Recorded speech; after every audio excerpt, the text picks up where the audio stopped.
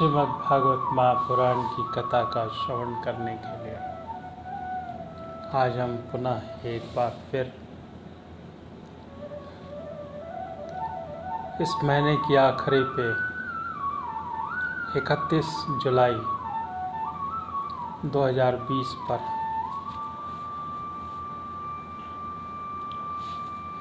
श्रीमद् भागवत महापुराण की कथा का श्रवण करने के लिए आए हुए हैं। मेरे साथ पर जुड़े हुए सभी कृष्ण भक्तों को, सभी कृष्ण राधा प्रेमियों को मेरी ओर से जय श्री कृष्ण,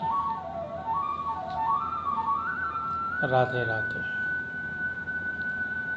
भगवान श्री राधा कृष्ण की कृपा हम सब पर बनी रहे, ऐसी शुभकामनाएं, ऐसी मंगल कामनाएं मैं हमेशा करता हूँ।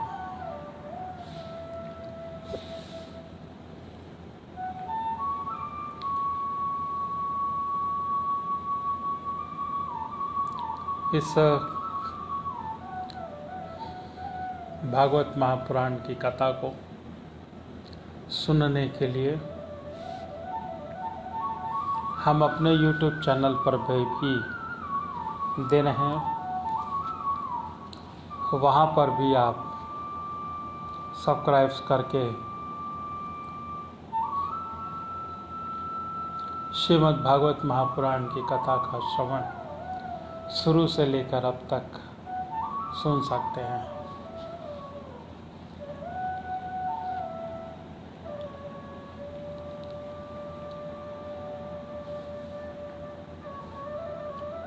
श्री राधे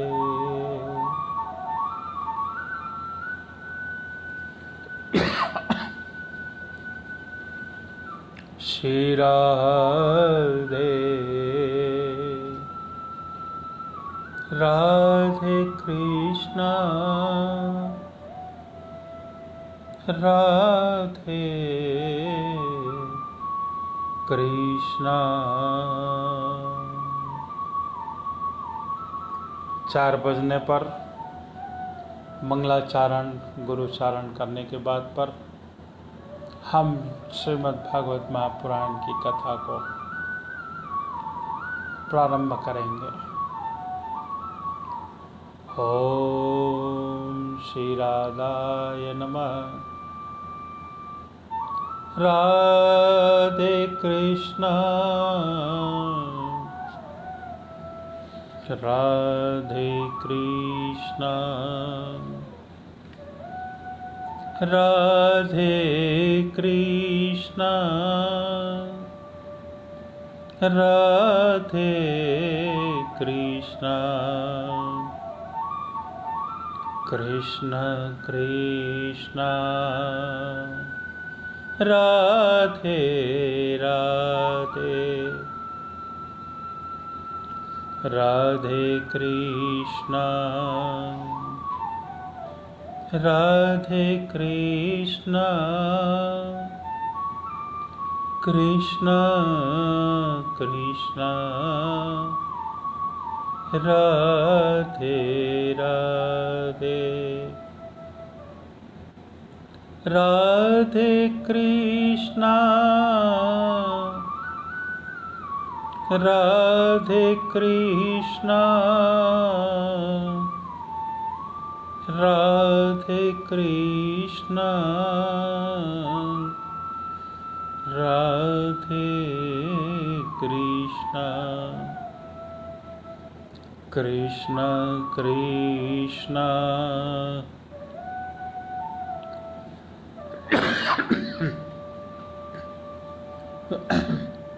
राधे राधे राधे कृष्णा राधे कृष्णा। कृष्ण कृष्णा राधे राधे। 4 बज रहे हैं। आइए मंगलाचारण गुरुचारण करने के बाद पर श्रीमद् भागवत महापुराण की कथा को यहीं पे शुरुआत करेंगे। बोलो श्री गणेश भगवान की जय। ओम श्री गणेशाय नमः। ओम श्री लंबोदराय नमः। ओम श्री नमो नारायण भगवते वासुदेवाय। ओम नमो नारायण वासुदेवाय नमः। ओम श्री कृष्णाय नमः। श्री राधा कृष्णाय नमः। ओम श्री पितृदेवताय नमः। ओम श्री हनुमंत देवाय नमः।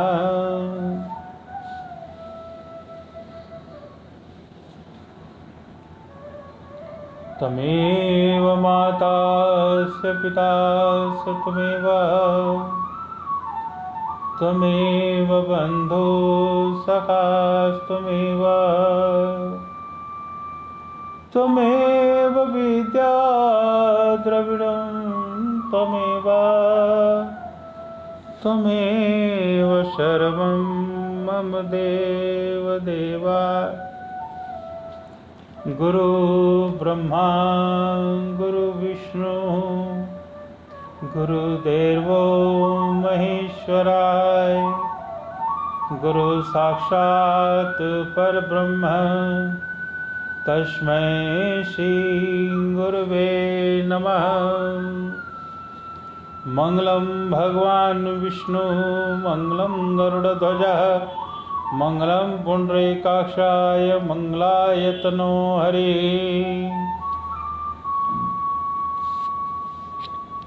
वक्रतुंड महाकाय सूर्यकोटि संप्रभा निर्विघ्नं गुरुर्मदेव सर्वकार्येषु सर्वदा।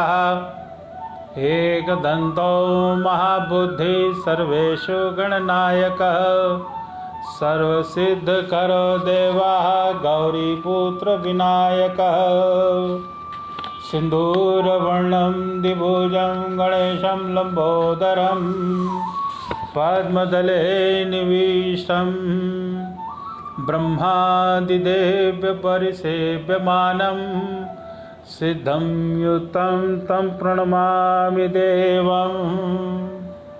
कपूरगौरं करुणावतारं संसारसारं भुजगगेन्द्रहारं सदा वसन्तं हृदयारविन्दे भवं भवानी सहितं नमामि।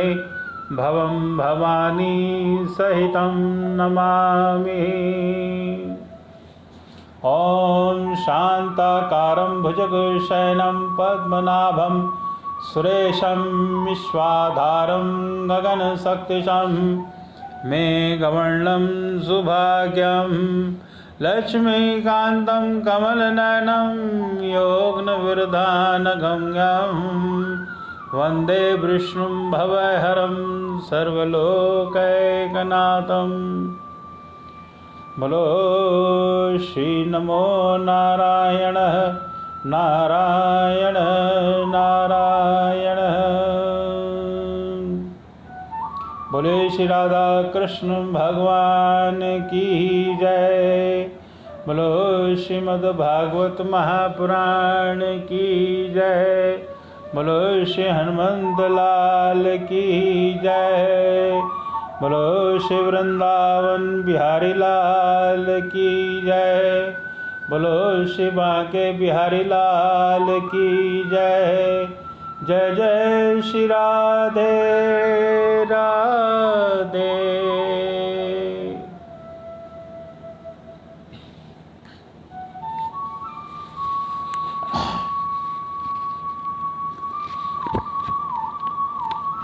मेरे साथ पर लाइव पेज पर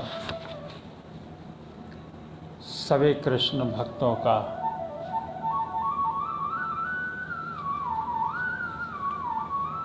स्वागत करते हुए उन सभी कृष्ण भक्तों को जय श्री कृष्ण, राधे राधे। श्री राधा मई की कृपा आप पर हमेशा बनी रहे, ऐसी शुभ मंगल कामनाओं के साथ पर आइए श्री राधे गोविंद बिहारी लाल जी की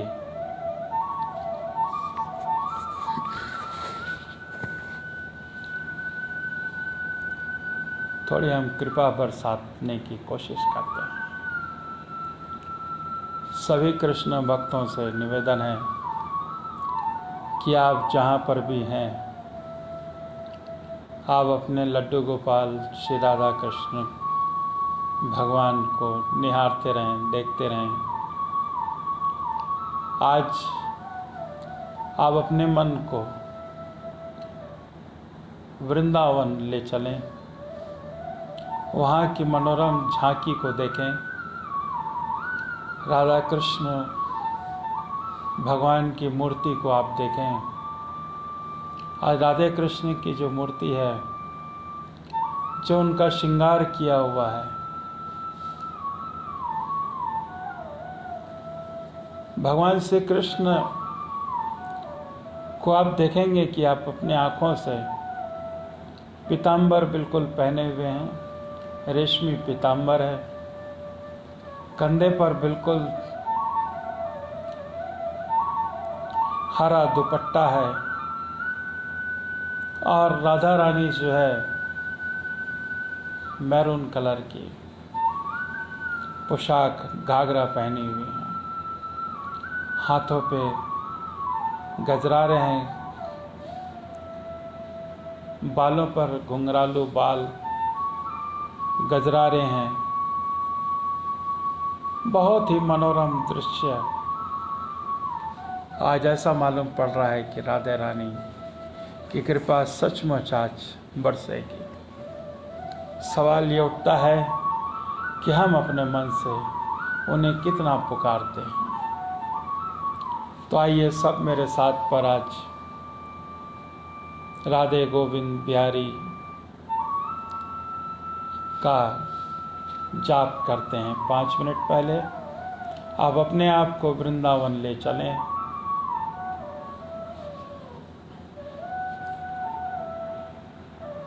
राधे राधे राधे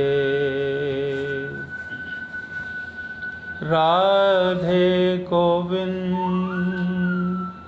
बनवारी, राधे गोविंद बनवारी।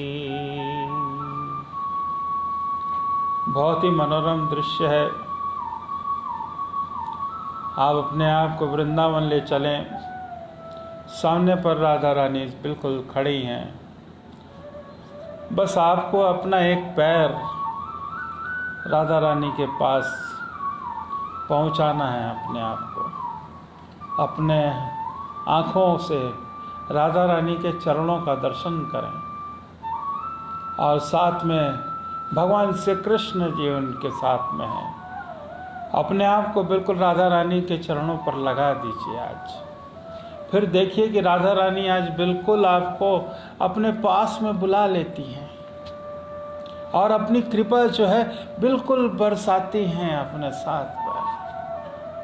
श्याम बिहारी साथ में हैं, आप भी गाते जाइए, मैं भी गाता जाता हूँ। बिल्कुल राधे रानी सामने पे हैं, आपको राधे रानी की कृपा बरसेगी। बिल्कुल ध्यान रखिएगा आप। राधे गोविंद बनवारी, राधे गोविंद बनवारी, राधे गोविंद बनवारी। वारी। राधे गोविंद बनवारी। राधे गोविंद बनवारी। राधे गोविंद बनवारी। भज मन कृष्ण मुरारी। भज मन कृष्ण मुरारी। राधे कृष्ण राधे कृष्ण राधे कृष्ण। राधे गोविंद बनवारी। राधे गोविंद बनवारी। राधे गोविंद बनवारी। राधे गोविंद बनवारी। भज मन कृष्ण मुरारी। भज मन कृष्ण मुरारी। भज मन कृष्ण मुरारी। राधे गोविंद बनवारी। राधे गोविंद बनवारी। कृष्ण मुरारी। कृष्ण मुरारी। कृष्ण मुरारी। कृष्ण मुरारी। कृष्ण मुरारी। राधे गोविंद बनवारी। राधे गोविंद बनवारी। राधे गोविंद बनवारी। राधे गोविंद बनवारी। भज मन कृष्ण मुरारी। भज मन कृष्ण मुरारी। भज मन कृष्ण मुरारी। राधे गोविंद बनवारी। राधे गोविंद बनवारी। कृष्ण मुरारी। कृष्ण मुरारी। रास बिहारी। कृष्ण मुरारी। कृष्ण मुरारी। रास बिहारी। रास बिहारी। भज मन कृष्ण मुरारी। भज मन कृष्ण मुरारी। भज मन कृष्ण मुरारी। कृष्ण मुरारी। कृष्ण मुरारी। राधा मनोहर। राधा मनोहर। कृष्ण मुरारी। राधा मनोहर। राधा मनोहर। कृष्ण मुरारी। भज मन कृष्ण मुरारी। भज मन कृष्ण मुरारी। राधे गोविंद बनवारी। राधे गोविंद बनवारी। राधे गोविंद बनवारी। भज मन कृष्ण मुरारी। भज मन कृष्ण मुरारी। मधुर मुरलीधर मुरारी। मधुर मुरलीधर मुरारी। मधुर मुरलीधर मुरारी। मधुर मुरलीधर मुरारी। भज मन कृष्ण मुरारी। भज मन कृष्ण मुरारी। भज मन कृष्ण मुरारी, कृष्ण मुरारी, कृष्ण मुरारी, कृष्ण मुरारी। भज मन कृष्ण मुरारी, राधे गोविंद बनवारी, राधे गोविंद बनवारी, राधे गोविंद बनवारी। भज मन कृष्ण मुरारी, भज मन कृष्ण मुरारी, भज मन कृष्ण मुरारी, कृष्ण मुरारी, कृष्ण मुरारी। बोलो श्री वृंदावन बिहारी लाल की जय, बोलो श्री बांके बिहारी लाल की जय। जय जय श्री राधे राधे।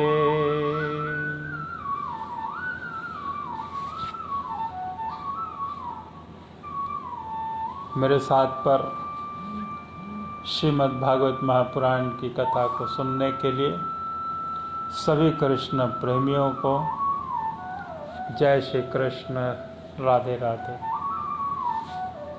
श्री राधा कृष्ण की कृपा आप सब पर हमेशा बनी रहे, ऐसी शुभ और मंगल कामनाओं के साथ पर पुनः हम श्रीमद् भागवत महापुराण की कथा को यहीं पे शुरुआत करते हैं। जय जय श्री राधे राधे।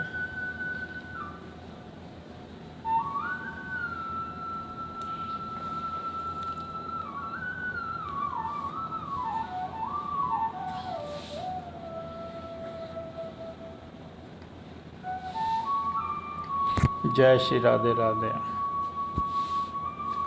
श्री शुकदेव जी कहते हैं कि राजन, अब परिमाण, लक्षण और स्थिति के अनुसार पलक्षादि अन्य द्वीपों के वर्ष विभाग का वर्णन किया जाता है। जिस प्रकार मेरु पर्वत जम्बूद्वीप से घिरा हुआ है, उसी प्रकार जम्बूद्वीप भी अपने ही समान परिमाण और विस्तार वाले खारे जल के समुद्र के परिवेष्टित हैं। फिर खाई जिस प्रकार बाहर के उपवन से घिरी रहती है, उसी प्रकार चार समुद्र भी अपने दोनों विस्तार वाले पक्षुल द्वीप से घिरा हुआ है। जम्बूद्वीप में जिनका बड़ा जामुन का पेड़ है, उतने ही विस्तार वाला वहाँ स्वर्ण में पलक्ष पाकर का वृक्ष है। उसी के कारण उसका नाम पलक्ष द्वीप हुआ। यहाँ 7 जिहाँ वाले अग्निदेव विराजते हैं और इस पर अधिपति प्रियव्रत महाराज इम्रजिन्न थे। उन्होंने इसको 7 वर्गों में विभक्त किया है। उन वर्षों के समान ही नाम वाले अपने पुत्रों को सौंप दिया और स्वयं आत्म योग का आश्रय लेकर उपरांत हो गए। इस वर्षों के नाम हैं शिव, यवस, सुभद्र, शांत, क्षेम, अमृत और अभय। इनमें भी 7 पर्वत और 7 नदियाँ ही प्रसिद्ध हैं। वहाँ मणिकूट, वज्रकूट, इंद्रसेन, ज्योतिष्मान, सुपर्ण, हिरण्यष्ठ, मेघमाल और ये 7 मर्यादा पर्वत हैं तथा अरुणा, निर्म्या, अंगरीसी, सावित्री, सुपात्रा, ऋषंभरा और सत्यभरा ये 7 महान नदियाँ हैं। वहाँ हंस, पतंग, उर्श्वावान और सत्यांग नाम के 4 वर्ण हैं। उक्त नदियों के जल में स्नान करने से उनके रजोगुण तमोगुण क्षीण होते रहते हैं। उनकी आयु 1000 वर्ष की होती है और उनके शरीर में देवताओं की भांति थकावट, पसीना आदि नहीं होता। संतान उत्पत्ति की बिहुनी के समान होती है। ये त्रिविद्या द्वारा तीनों के वेदों में वर्णन किए हुए स्वर्ग के द्वार भूतात्म स्वरूप भगवान सूर्य की उपासना करते हैं। वे कहते हैं कि जो सत्य और प्रतीत होने वाले धर्म, वेद, शुभाशुभ फल के अधिशास्त्र हैं, उन पुराण पुरुष विष्णु स्वरूप भगवान सूर्य की हम शरण में जाते हैं। पलक्ष आदि 5 द्वीपों में सभी मनुष्यों को जन्म से ही आयु, इंद्रिय मनोबल, इंद्रिय बल, शारीरिक बल और पराक्रम समान रूप से सिद्ध रहते हैं। पलक्ष द्वीप अपने ही समान विस्तार वाले इक्षु रस के समुद्र में घिरा हुआ है तथा इनके दुगने परिमाण वाला श्यामल द्वीप है जो उतने ही विस्तार वाले मदिरा से सागर से घिरा हुआ है। पलक्ष द्वीप के पाकर में पेड़ में बराबर उसमें शाम्बलिक सेसर का वृक्ष है। कहते हैं कि यही वृक्ष अपने वेद में पंखों के भागवत की स्तुति करने पक्षीराज भगवान गरुड़ का निवास स्थान है तथा यहीं पर द्वीप के नामकरण का भी हेतु है। इस द्वीप के अधिपति प्रियव्रत महाराज यज्ञ बाहु थे। उन्होंने इसके सुवोचन सौमन रमणक और देववर्ष परिभाषित आप्यायन अविभाजित नाम से 7 विभाग किया और इन्हीं से नाम वाले अपने पुत्रों को सौंप दिया। इनमें भी 7 वर्ष पर्वत 7 नदियां प्रसिद्ध हैं। पर्वतों के नाम स्वरस, शतरंग, वामदेव, कुंद, मुकुंद, पुष्पवर्ष और सहस्त्रश्रुति हैं तथा नदियां अनुमति, सिनीवानी, सरस्वती, कुहुज, रजनी, नंदा और राका हैं। इन वर्षों में रहने वाले सत्यभर, वीर्यधर, वसुंधर और ईशंधर नाम के 4 वर्ण वेद में आत्म स्वरूप भगवान चंद्रमा के वेद मंत्रों की उपासना करते हैं जो कृष्ण पक्ष और शुक्ल पक्ष में अपनी किरणों से विभाग करके देवता, पितर और संपूर्ण प्राणियों को अन्न देते हैं। वे चंद्रदेव हमारे राजा हैं। इसी प्रकार मदिरा के समुद्र के आगे उनसे दूने परिमाण वाला कुश द्वीप है। पूर्वोक्त द्वीपों के समान यह भी अपने ही समान विस्तार वाले घृत के समुद्र से घिरा हुआ है। इसमें भगवान का रचा हुआ तथा कुशों का झाड़ है।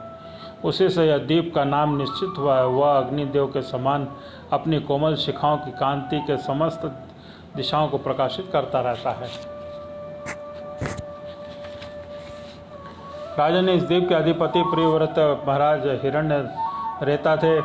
उन्होंने इसके 7 विभाग करके उनमें से एक एक करके 7 पुत्र वसु, वसुदान, रूढ़ि, रुचित, नाभिगुप्त, सत्यव्रत, विविक्त और वामदेव को दे दिया और स्वयं तप करने चले गए। उनकी सीमाओं को निश्चित करने वाले 7 पर्वत हैं, 7 ही नदियां हैं। पर्वतों के नाम चक्र, शीतरंग, कपिल, चित्रकूट, देवांगनी, उर्षरोमा और द्रविण है। नदियों के नाम है रसकुल्या, मधुकुल्या, मित्रविंदा, श्रुतविंदा, देवगर्भा और श्रुतच्युता और मंत्रमाला। इनमें जल में स्नान करके कुशद्वीपवासी कुशल, कोविद और अभियुक्त कुलक वर्ण के पुरुष अग्नि सर्व का भगवान श्री हरि का ज्ञाति कर्म कौशल के द्वारा पूजन करते हैं। अग्नि आप अपने पर ब्रह्म साक्षात हवि पहुँचाने वाले हैं। तब भगवान के अंगभूत देवताओं के यजमान द्वारा आप परम पुरुष का ही यजन करें। राजन फिर घृत समुद्र के आगे उनमें द्विगुण परिमाण वाला चौक द्वीप है। इस प्रकार कुश द्वीप घृत समुद्र से घिरा हुआ है। उसी प्रकार वह अपने ही समान विस्तार वाले दूध से समुद्र से घिरा हुआ है। वहाँ कांच के नाम का एक बड़ा पर्वत है। उसी के कारण उसका नाम क्रौच द्वीप हुआ। पूर्व काल में वह स्वामी कार्तिकेय श्री शस्त्र पहाड़ के इसका कटिप प्रदेश और लता कुंजादि के छत विक्षिप्त हो गए थे, किंतु क्षीर समुद्र से सींचा जाकर वो वरुण देव से सुरक्षित होकर फिर वो निर्भय हो गया। इस द्वीप के अधिपति प्रियव्रत महाराज कृत पृष्ठ थे। वे बड़े ज्ञानी थे। उन्होंने 7 वर्षों में विभक्त कर उनमें उन्हीं के समान नाम वाले उनके 7 उत्तराधिकारी पुत्रों को नियुक्त किया और स्वयं संपूर्ण जीवों के अंतरात्मा परम मंगलकारी कीर्तिशाली और भगवान श्री हरि के पावन पदारविंदों की शरण गए। महाराज घृत पृष्ठ के आम, मधुरु, मेघ पृष्ठ, सुदामा, भ्राजिक, लोही, तार्ण और वनस्पति ये 7 पुत्र थे। उनमें वर्षों के 7 वर्ष पर्वत और 7 ही नदियां कही जाती हैं। पर्वतों के नाम शुक्ल, वर्धमान, भोजन, उपवहिर्ण, नंदन, नंद और सर्वतोभद्र हैं तथा नदियों के नाम अभया, अमृत, गौता, आर्याका, तीर्थवती, वृत्य रूपवती, पुत्रवती और शुक्ला हैं। इनके पवित्र और निर्मल जल का सेवन करने वाले वहाँ के पुरुष ऋषभ, द्रविड़ और देव नाम का 4 वर्णवासी निवासी जल भरे हुए अंजलि के द्वारा आपो देवता को उपासना करते हैं और कहते हैं कि हे जल के देवता, तुम्हें परमात्मा के सामर्थ्य प्राप्त है। तुम भू, भुवः और स्वः तीनों लोगों को पवित्र करते हो, इस क्योंकि स्वरूप से ही पापों का नाश करने वाले हो। अतः अपने शरीर से तुम्हारा स्पर्श करते हैं और तुम अपने अंगों को पवित्र करो। इसी प्रकार क्षीर सागर से आगे उनके पवित्रों उनके चारों ओर 32 लाख योजन विस्तार वाला शाक द्वीप है, जो अपने ही समान परिमाण वाले मट्ठे के समुद्र से घिरा हुआ है। इसमें शाक नाम का एक बड़ा वृक्ष है, इसी में क्षेत्र का नाम कारण है, और उसकी अत्यंत मनोहर सुगंध के द्वारा द्वीप महकता रहता है। मेघातिथि नामक के उसके अधिपति भी राजा प्रियव्रत के पुत्र थे। उन्होंने भी अपने द्वीप के 7 वर्षों में विभक्त किया और उन्हीं के समान नाम वाले अपने पुत्र योजन, मनोवज और पवन, धूमिक, चित्ररेख, बहुरूप, विश्वधार को अधिपति से नियुक्त कर स्वयं भगवान अनंत में दत्त चित्त हो तपोवन में चले गए। इन वर्षों में 7 मर्यादा पर्वत, 7 नदियां हैं। पर्वतों के नाम ईशान, उशरंग, बलभद्र, सतकेशर, सहस्त्रशोत, देवपाल, मानस हैं ये, तथा नदियां अनंगा, उर्यदा, उभय सृष्टि, अपराजिता, पंच नदी, सरस्वती और निज घृति हैं।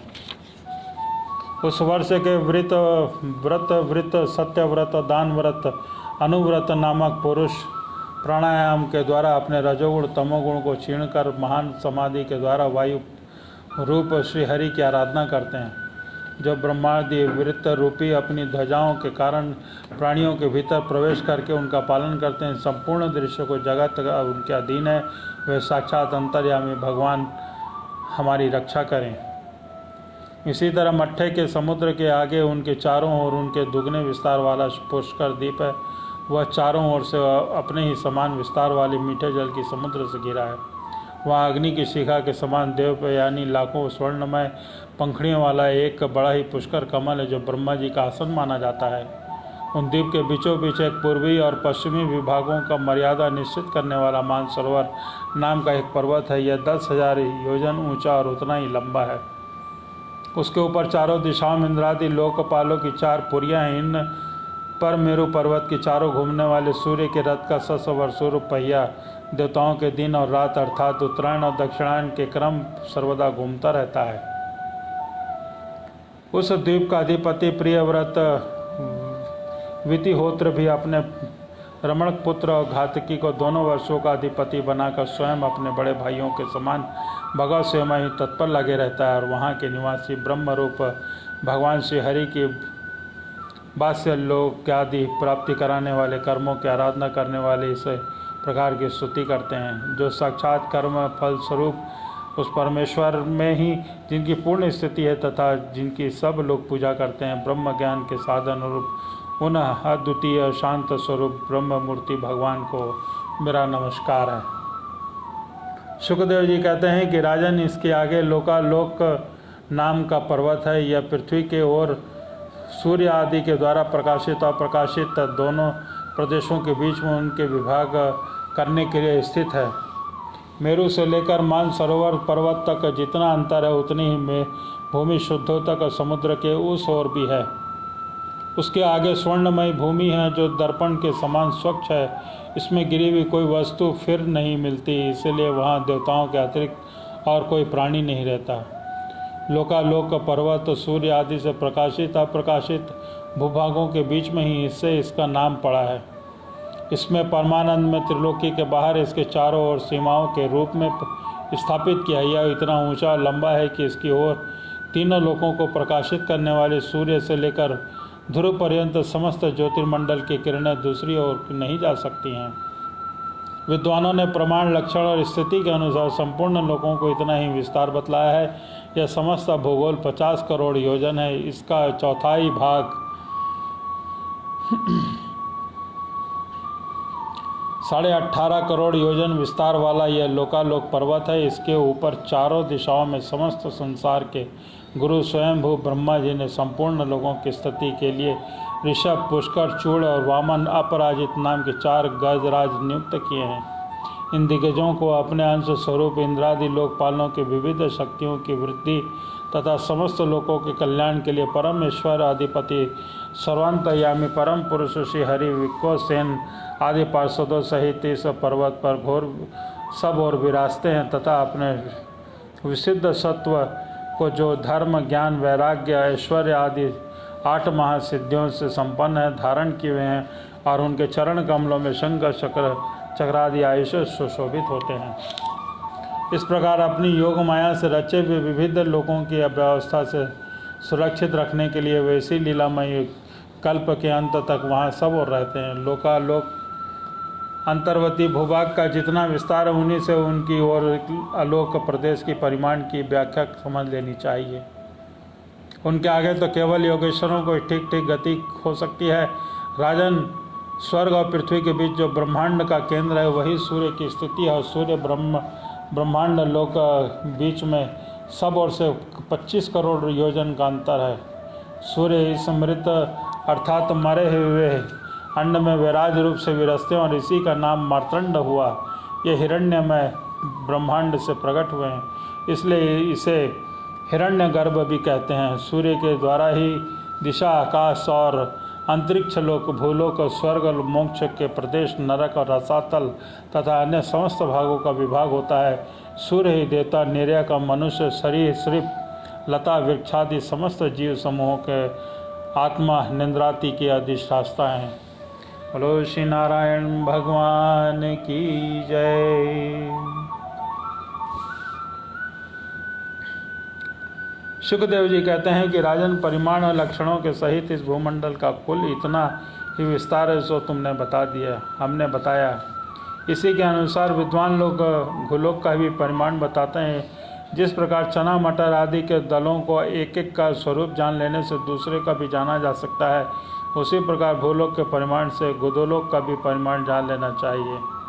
इन दोनों के बीच अंतरिक्ष लोक है, वह इन दोनों का संधि स्थान होता है। इसके मध्य भाग में स्थित ग्रह नक्षत्रों के अधिपति भगवान सूर्य अपने ताप और प्रकाश से तीनों लोक को तपाते और प्रकाशित करते रहते हैं। वे उत्तरायण, दक्षिणायन और विश्वत नाम की क्रमशः मंद, शीघ्र और समान गतियों से चलते हुए समयानुसार मकरादि मनुष्यों को मकरादि राशियों से ऊंचे नीचे और समान स्थानों में जाकर दिन रात को बड़ा छोटा या समान करते हैं। जब सूर्य भगवान मेष या तुला राशि पर आते हैं तब दिन रात समान हो जाते हैं। जब वृषादि 5 राशियों में चलते हैं तब प्रति मास रात्रियों में एक एक घड़ी कम हो जाती है तथा उसी हिसाब से दिन बढ़ते जाते हैं। जब वृश्चिक 5 राशि में चलते हैं तब दिन और रात्रियों में इसके विपरीत परिवर्तन होता है। इस प्रकार दक्षिणायन आरंभ होने तक दिन रात बढ़ते रहते हैं, उत्तरायण लगने तक रात्रियां होती हैं। इस प्रकार पंडित जनमान सरोवर सूर्य पर्वत पर सूर्य की परिक्रमा का मार्ग 9,51,00,000 योजन बताते हैं। उस पर्वत पर मेरु के पूर्व की ओर इंद्र की देवघानी, दक्षिण में यमराज की संयमी, पश्चिम वरुण की निम्लोली और उत्तर में चंद्रमा की विश्वाभरी नाम की पुरियां हैं। इन पुरियों में मेरु के चारों ओर समय समय पर सूर्यास्त, मध्याह्न, सायंकाल और अर्धरात्रि होते हैं और इन्हीं के संपूर्ण जीवों की प्रवृत्ति निवृत्त हो जाती है। राजन, जो लोग समेरु पर्वत पर रहते हैं उन्हें तो सूर्य सदैव मध्यांतकालीन रहकर ही तपाते रहते हैं। वे अपने गति के अनुसार अश्वनी और आदि नक्षत्रों की ओर जाते हुए यद्यपि मेरु को बाईं ओर रखकर चलते हैं तो भी सारे ज्योतिर्मय मंडल को घुमाने वाली निरंतर दाईं ओर बहती हुई प्रवाह वायु द्वारा घुमा देने से जाने से उसे दाईं ओर रखकर चलकर जान पड़ते हैं। पुरी में सूर्य भगवान का उदय होता है, उसके ठीक दूसरी ओर पुरी में वे अस्त होते मालूम होते हैं, जहाँ वे लोगों को पसीने पसीने करके तपा रहे होंगे और ठीक सामने की ओर आधी रात तक होने के कारण वे उन्हें निद्रावश किए होंगे। जिन लोगों के मध्याह्न के समय वह स्पष्ट दिख रहे होंगे वह जब सूर्य सोमनादि पहुँच जाएं तब उनका दर्शन नहीं कर सकेंगे। सूर्योदय जब इंद्र की पुरी में यमराज की पुरी को चलते हैं तब 15 घड़ी में 2.25 करोड़ और 12.5 लाख योजन से कुछ 25,000 योजन अधिक चलते हैं। फिर इसी क्रम से वरुण और चंद्रमा की पुरियों को धार करके पुनः इंद्र की पुरी पहुँचते हैं। इस प्रकार चंद्रमा आदि अन्य ग्रह भी ज्योतिष चक्र में तथा नक्षत्रों के साथ उदित और अस्त होते रहते हैं। इस प्रकार सूर्य भगवान का सूर्य का वेदमय रथ और मुहूर्त में 34,800 योजन में हिसाब से चलता हुआ इन चारों पुरियों में घूमता रहता है। इसका ससवर नाम का एक चक्र बतलाया जाता है। इसमें मास रूप 12 आरे हैं, ऋतु मास 6 नेमिया ताल हैं, 3 चौमासे रूप हैं।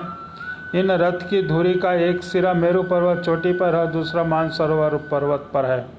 इसमें लगा हुआ यह पहिया कोल्हू के समान पहिए के समान घूमता हुआ मानसरोवर पर्वत पर ऊपर चक्कर लगाता है। इस धुरी में जिसका मूल भाग जुड़ा हुआ है, ऐसी धुरी है कि वह लंबाई में इससे चौथाई है। इसकी पूरी ऊपरी भाग तैले यंत्र के धुरे के समान धूलोक में लगा हुआ है। इस रथ में बैठने का स्थान 36 लाख योजन लंबा और 9 लाख योजन चौड़ा है। उसका जुआ भी 36 लाख योजन ही लंबा है। इसमें अरुण नाम के सारथी ने गायत्री आदि छंदों के नाम वाले 7 जोड़े रख रखे हैं और इसी के रथ पर बैठे हुए भगवान सूर्य को ले चलते हैं। सूर्यदेव आगे क्योनी की ओर मुंह करके बैठे हुए अरुण के उनके सारथी का कार्य करते हैं। भगवान सूर्य के आगे अंगूठे के पेहुओं के बराबर आकार वाले बाल खिलस 60,000 ऋषि स्वास्तिक चिन्ह वाचन के लिए नियुक्त हैं। वे उनके स्तुति करते हैं और उनके अतिरिक्त ऋषि, गंधर्व, अप्सरा, नाग, यक्ष, राक्षस और देवता भी, जो कुल मिलाकर 14 हैं, किंतु जोड़े से रहने के कारण 7 गण कहे जाते हैं। इसके प्रत्येक मास में भिन्न भिन्न नामों वाले होकर भी अपने भिन्न भिन्न कर्मों से मास में भिन्न भिन्न नाम धारण करने वाले आत्मस्वरूप भगवान सूर्य की 2-2 मिलकर उपासना करते हैं।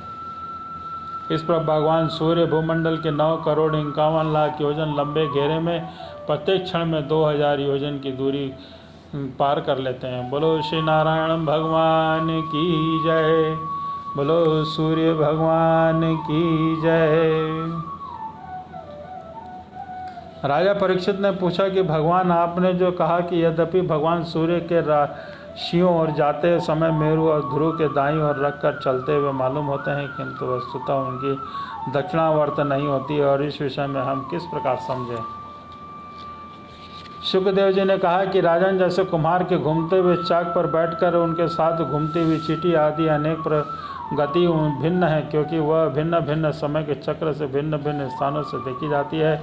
इसी प्रकार नक्षत्र राशियों में उपलक्षित काल चक्र में पड़कर ध्रुव मेरु को दाएं रखकर घूमने वाले सूर्य आदि ग्रहों को गति में वास्तविक उनसे भिन्न है, क्योंकि वे काल भेद के भिन्न भिन्न राशि नक्षत्रों को देख पड़ते हैं। वेद विद्वान लोग जिनकी गति भी जानने के लिए उत्सुक रहते हैं, वे साक्षात आदि पुरुष भगवान नारायण ही लोगों के कल्याण कर्मों की शुद्धि के लिए वेद में विग्रह काल के 12 मासों में विभक्त और वासंती 6 ऋतुओं के उनके यथा योग्य गुणों का विधान करते हैं। इन लोक में वर्णाश्रम धर्म का अनुसरण करने वाले पुरुष वेद त्रयमयी द्वारा प्रतिपादित छोटे छोटे कर्मों के इंद्रादि देवताओं के रूप में लोग और योग के साधनों अंतर्यामी रूप में उनकी श्रद्धापूर्वक आराधना करके सुगमता से ही परम पद प्राप्त कर लेते हैं। भगवान सूर्य संपूर्ण लोगों की आत्मा है। वे पृथ्वी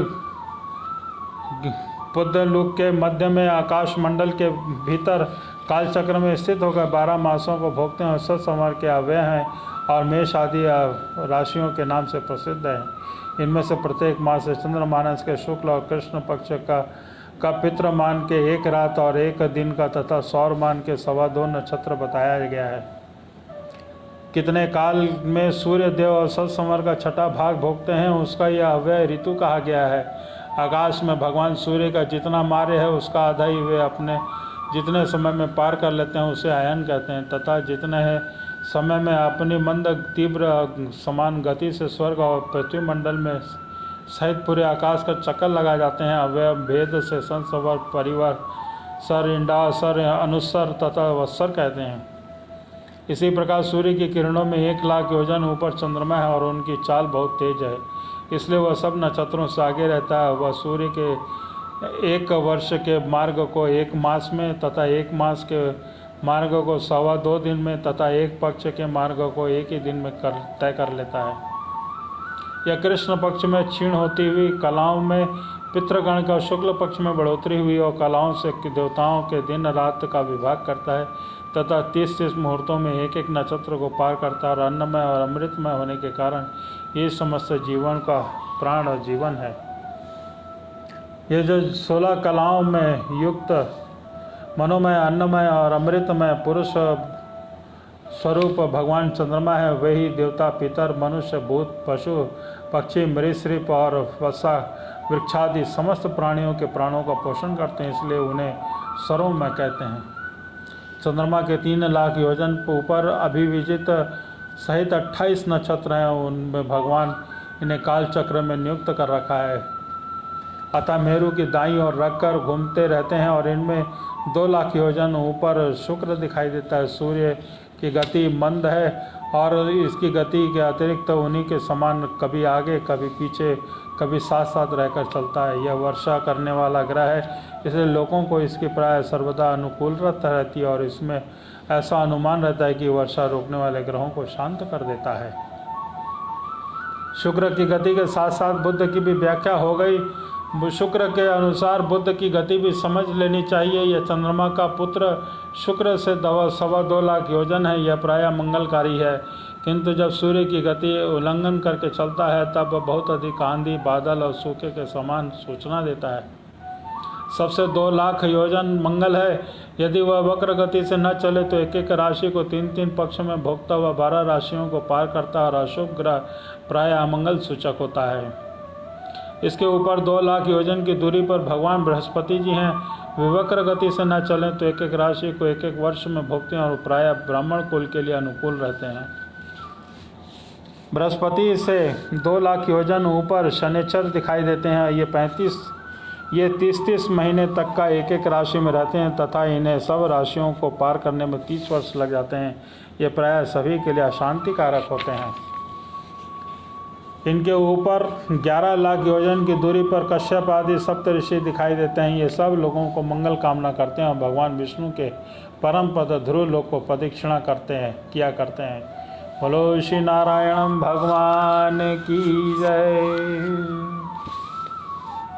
शुकदेव जी कहते हैं कि राजन सप्त ऋषियों के 13 लाख योजन ऊपर ध्रुव लोक है और इससे भगवान विष्णु का परम पद कहते हैं। वहाँ उत्तानपाद के पुत्र परम भक्त ध्रुव जी विराजमान है। अग्नि, इंद्र, प्रजापति, कश्यप और धर्म के एक साथ अत्यंत आदरपूर्वक इनकी प्रतीक्षा करते रहते हैं।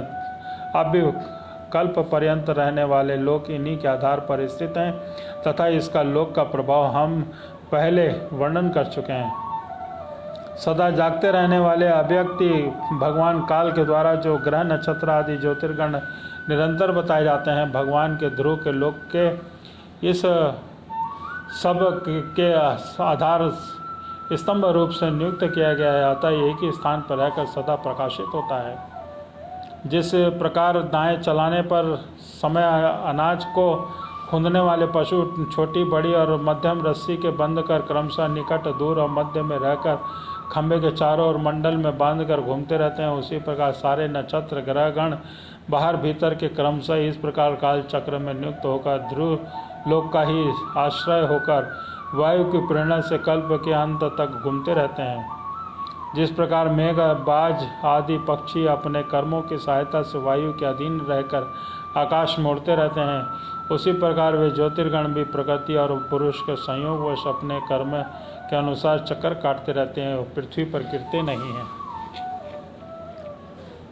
कोई कोई पुरुष भगवान की योग माया के आधार पर स्थित ज्योतिर्मय चक्र शिशुमार के रूप में वर्णन करते हैं और यह शिशुमार कुंडली के मारे हुए और उनके मुख नीचे की ओर है। उनके पूंछ के सिरे पर ध्रुव स्थित है। पूंछ के मध्य भाग में प्रजापति और अग्नि और धर्म है। पूंछ में जड़ में धाता और विधाता है। इनके कोटि प्रदेश में सप्तऋषि और यह शिशुमार दाहिनी और मुड़ और सिकुड़ कर कुंडली मारे हुए ऐसी स्थिति में अभिविजित लेकर पुनः सुपर्यंत तक उत्तरायण के 14 नक्षत्र हैं और इनके दाहिने भाग और पुष्य से लेकर उत्तराषाढ़ पर्यंत दक्षिणायन के 14 नक्षत्र हैं जो बाह्य नक्षत्र में हैं। लोक में भी जब शिशुमार कुंडलाकार होता है तब उनके दोनों ओर के अंगों का संख्या समान होती है तथा उसी प्रकार यहाँ नक्षत्र संख्या में समानता होती है। इनकी पीठ में अथजीवी है और उदर में आकाश गंगा है। राजन, इनके ऊपर बाएं कटी प्रदेश में पुनर्वसु पुष्य नक्षत्र, पीछे के दाहिने बाएं और चरणों में आर्द्या आश्लेषा है नक्षत्र हैं तथा दाहिने और बाएं नतनों में क्रमशः अभिजित और उत्तराभाषाढ़ा हैं और इसी प्रकार दाहिने और नेत्रों में श्रवण और पूर्वाषाढ़ा में दाहिने और बाएं कानों में घनिष्ठा और मूल नक्षत्र हैं। मगा आदि दक्षिणायन के 8 नक्षत्र 22 पसलियों में विपरीत क्रम में मृगशिरा आदि उत्तरायण के 8 नक्षत्र दाहिने पसलियों में है। शतभिषा और ज्येष्ठा ये 2 नक्षत्र क्रमशः दाहिने बाएं कंधे की जगह है।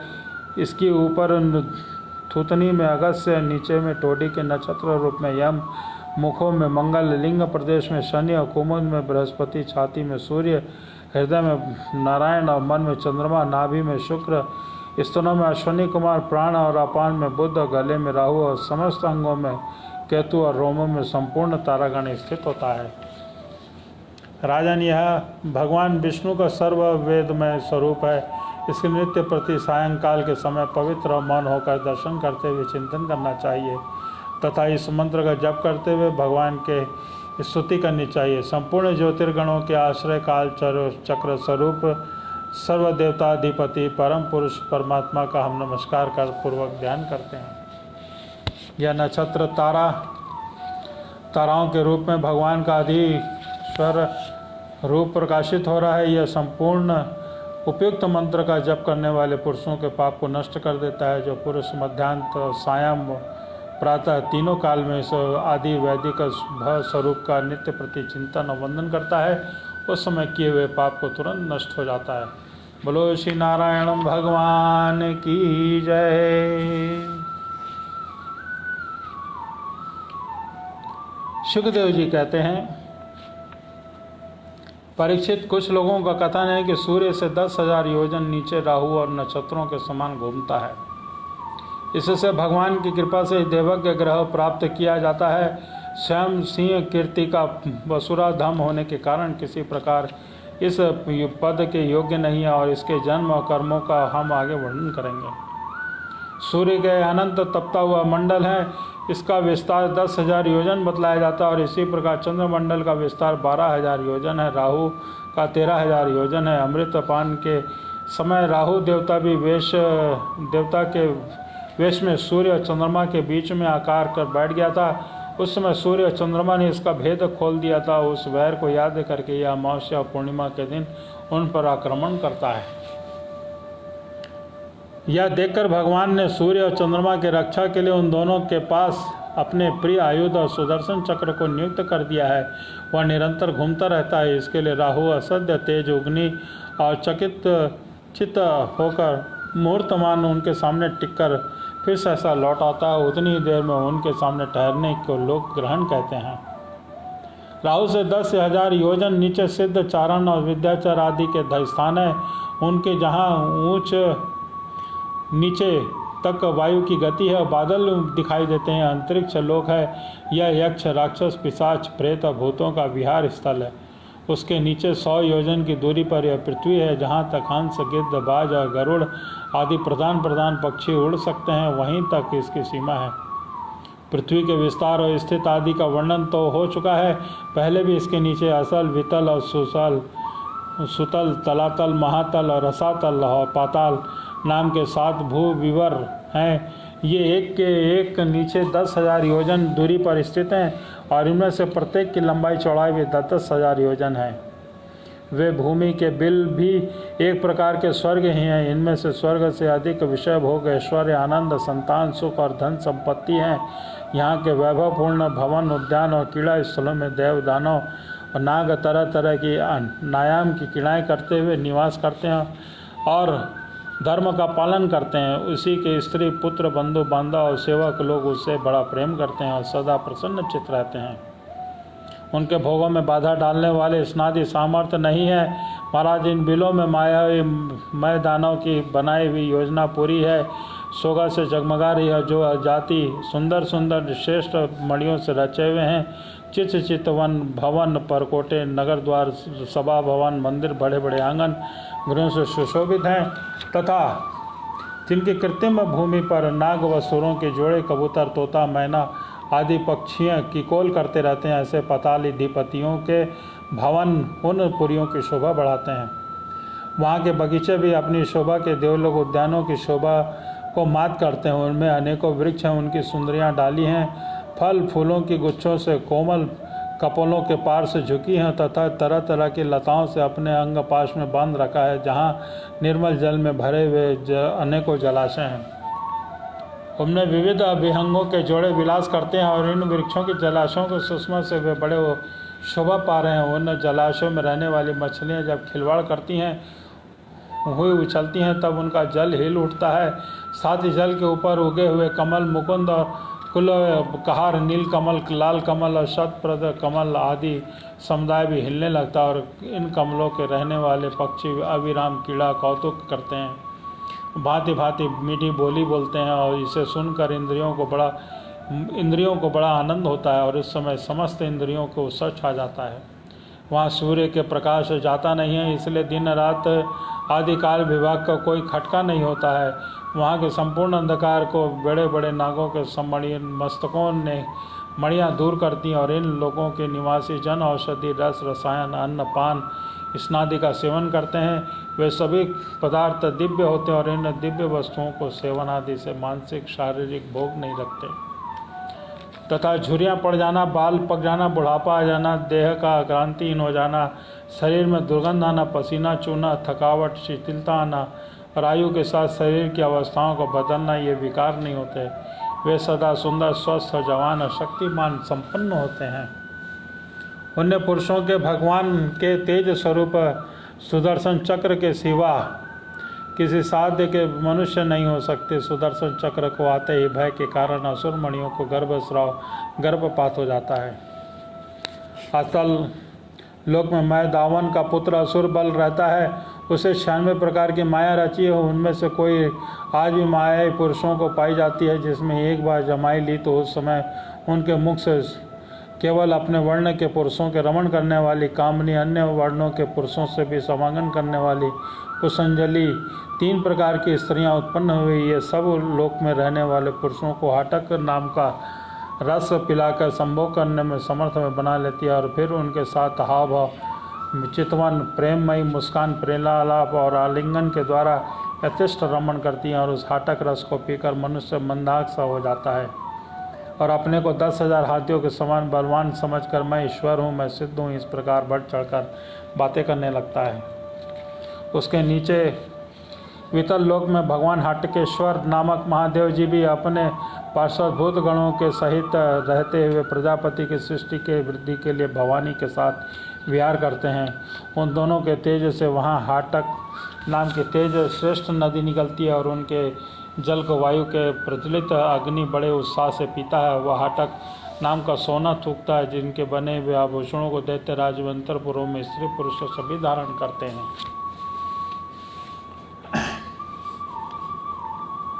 वितल के नीचे सुलोक लोक है। उसमें महायशस्वी पवित्र कीर्ति निरोचन पुत्र बलि कर रहते हैं। भगवान ने इंद्र का प्रिय करने के लिए अदिति के गर्भ से वटुक वामन रूप में अवतीर्ण होकर उसे तीनों लोक छीन जाने के लिए थे। फिर भगवान की कृपा से उनका इस प्रकार लोक में प्रवेश हुआ। यहाँ उन्हें जैसी उत्कृष्ट संपत्ति मिली वैसे इंद्रादि के पास भी नहीं है। अतः उन्हें पूज्यतम प्रभु के अपने धर्माचरण के द्वारा आराधना करते हुए यहाँ आज भी निर्भरतापूर्वक रहते हैं। संपूर्ण जीवों की निंदता और आत्मकथा परमात्मा भगवान वासुदेव जैसे पूज्यतम पवित्रतम पात्र के आने पर परम श्रद्धा आदर के साथ स्थिर चित्त से देवे भूमि दान का यही कोई मुख्य फल नहीं होता। बलि को सुतल लोक का ऐश्वर्य प्राप्त हो गया। वह ऐश्वर्य तो अनित्य है, किंतु वह भूमि दान तो साक्षात मोक्ष का द्वार है। भगवान को छींकने, गिरने और फिसलने के समय विवश होकर एक बार नाम लेने से भी मनुष्य सहसा कर्म बंधन को काट लेता है, जबकि ममक्षु लोग इस प्रकार कर्म बंधन योग साधना से अनेक प्रकार के उपायों का आश्रय लेने पर बड़े कष्ट से कहीं काट पाते हैं। अतः अपने समय संयमी भक्त ज्ञानियों समय प्रदान करने वाले समस्त प्राणियों को आत्मा श्री भगवान के आत्मा रूप में किए हुए भूमिदान का यह फल नहीं भोग पाता। भगवान आदि बलि को उनके सर्व स्वाधन के लिए बदले अपनी विस्मित करने वाला यह माया रूप ऐश्वर्य ही दिया और उन्होंने उस पर कोई अनुग्रह नहीं किया। जिस समय कोई उपाय न देकर भगवान की याचना के छल से त्रिलोकी की राज्य छीन लिया और उसके पास केवल उसका शरीर मात्र शेष रहने दिया, तब वरुण के पाशों में बांधकर पर्वत की गुफा में डाल देने पर उनसे कहा, खेद है, यह ऐश्वर्यशाली इंद्र विद्वान होकर भी अपना सच्चा सिद्ध मनोरथ करने में कुशल नहीं है। इसमें संपत्ति लेने के लिए अनन्य भाव से बृहस्पति जी को अपनी मंत्री बनाया है। फिर भी अवहेलना के कारण इसे विष्णु भगवान ने उसे दास्य न मांगकर उनके पुत्र मुझसे अपने लिए ही भोग मांगे हैं। ये 3 लोग केवल मनवंतर तक ही रहते हैं, जो अनंत काल तक का अव्यय मात्रा है। भगवान के कैकेयी के द्वारा भला इस तुच्छ भोगों का क्या मूल्य है। हमारे पिता में प्रहलाद जी भगवान के हाथों अपने पिता हिरण्यकश्यप के मारे जाने पर प्रभु सेवा वर मांगा था। भगवान देना भी चाहते थे, परंतु उनसे दूर करने वाला समझकर उनसे अपने पिता का निष्ठा का राज्य लेना स्वीकार नहीं किया। वे बड़े महानुभाव थे। मुझ पर न तो भगवान की कृपा रही, न ही मेरी वासनाएं शांत हुई। फिर भी मेरे जैसा कौन पुरुष उनके पास पहुंचने का साहस कर सकता है। राजन, इस बलि का चरित्र हम आगे विस्तार से कहेंगे। अपने समस्त भक्तों को भगवान का हृदय भरा हुआ है। इससे अखिल जगत के परम पूजनीय गुरु भगवान नारायण, जिनके हाथों में गदा सूतल लोक में राजा बलि के द्वार पर सदा उपस्थित रहते हैं। एक बार जब दिग्विजय करता हुआ घमंडी रावण वहाँ पहुँचा, तब उसने भगवान के पैरों के अंगूठे के ठोकर से ही लाखों दूर फेंक दिया था। सुतल लोक के नीचे तलातल है, वहाँ त्रिपुरधारी पति दानव राज में रहता है। उसके तीनों लोगों की शांति प्रदान करने के लिए भगवान शंकर ने उसके तीनों पुर भस्म कर दिए थे। तब उन्हीं की कृपा से उसे वह स्थान मिला। वह मायापुरियों का परम गुरु है और महादेव जी के द्वारा सुरक्षित है, इसलिए उसे सुदर्शन चक्र से कोई भय नहीं है। वहाँ के निवासी उसका बहुत आदर करते हैं। उनके नीचे महातल के कुद्दू के समान अनेक सिरों वाले सर्पों का क्रोधवश नामक समुदाय रहता है और उनके कतुक तक्षक और कालिए सुमेण आसी प्रधान है। उनके बड़े बड़े फन में सदा भगवान के वाहन पक्षीराज गरुड़ जी से डरते हैं, तो भी कभी कभी अपने स्त्री पुत्र मित्र कुटुंब के संग से प्रमत्त होकर विहार करने लगते हैं। उनके रसातल के मणिक पणि नाम के दैत्य और दानव रहते हैं। वे निश्वासक कालदेव और हिरण्यपुरवासी भी कहलाते हैं। इनके देवताओं में विरोध रहता है। ये जन्म से बड़े बलवान और महान राक्षसी होते हैं, किंतु उनका प्रभाव संपूर्ण लोगों में फैला हुआ है। उन हरि के तेज से बलाभिमान चूर्ण हो जाने पर कारण सर्पों के समान लोग छिप कर रहते हैं और तथा उनकी दूरी समरा कर मंत्र वर्ण रूप वाक्य के कारण सर्वदा डरते रहते हैं। रसातल के नीचे पाताल है, वहीं शंख कोलिक महाशंख श्वेत धनंजय धृतराष्ट्र शंखचूड़ कंबल अन्वंतर देवव्रत आदि सभी बड़े क्रोधी और बड़े बड़े फनों वाले नाग रहते हैं। इसमें वसुकी नाग प्रधान है। इसमें से किसी को 5, किसी के 7, किसी के 10 और किसी के 100 और किसी के 1000 सिर हैं। उनके फनों की दमकती हुई मणियाँ अपने प्रकाश से पाताल लोक को सारा अंधकार नष्ट कर देता है। बोलो श्री नारायण भगवान की जय। जय जय नारायण, जय जय नारायण। श्रीमन्नारायण नारायण नारायण। श्रीमन्नारायण नारायण नारायण। श्रीमन्नारायण नारायण नारायण। भगवत नारायण नारायण नारायण। श्रीमन्नारायण नारायण नारायण। गोविंद नारायण नारायण नारायण। गोविंद नारायण नारायण नारायण। कृष्ण नारायण नारायण नारायण।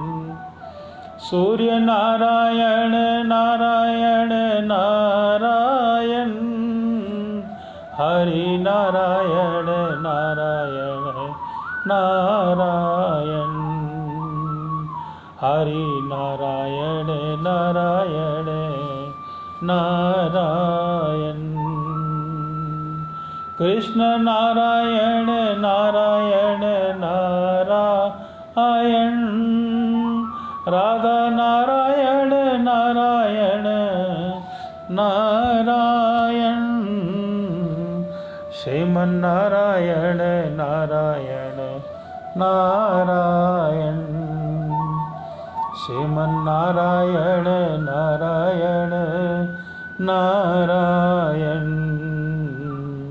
राधे राधे बोल, राधे राधे बोल, राधे राधे बोल, राधे राधे बोल, राधे राधे बोल, राधे राधे बोल, राधे राधे बोल, राधे राधे बोल, राधे राधे बोल। कृष्ण गोविंद राधे बोल, कृष्ण गोविंद राधे बोल, कृष्ण गोविंद राधे बोल, राधे राधे बोल, राधे राधे बोल। श्रीमन्नारायण नारायण नारायण, श्रीमन्नारायण नारायण नारायण। बोलो श्री वृंदावन बिहारी लाल की जय, बोलो श्री बांके बिहारी लाल की जय, बोलो जय जय श्री राधे राधे।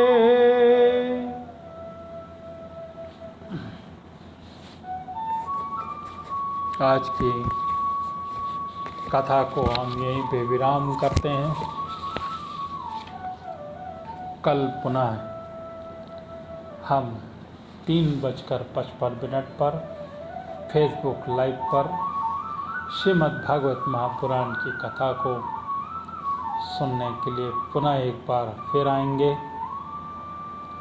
तब तक के लिए आप सभी को जय श्री कृष्ण, जय श्री राधे राधे। बोलो श्रीमद् भागवत महापुराण की जय, जय जय श्री राधे राधे। सभी कृष्ण प्रेमियों को पुनः एक बार जय श्री कृष्ण, राधे राधे। नारायण।